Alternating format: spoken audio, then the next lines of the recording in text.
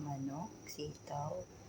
So, kalabasa, mas prepare ko po talaga ng maraming kalabasa para mas masarap.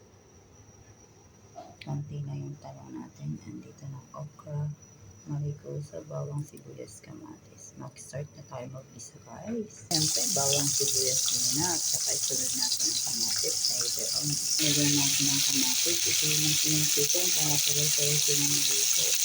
Nilagyan na natin ang ating kalabasa, guys. Nabubulol na tayo. Ayun, guys, dahil multitasking tayo, nakasalang din ng ating sinaing. Next, sitaw. Ayan, guys, nilakayin na natin. Nilagay na natin ang ating patusang sili. Marigoso, sunod natin mamaya, tsaka yung talong. Nako.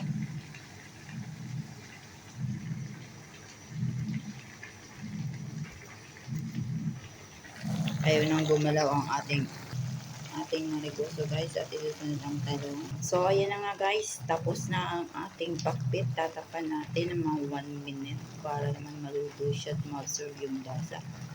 Ayan po muna for today's video. Thank you for watching. I love you, guys.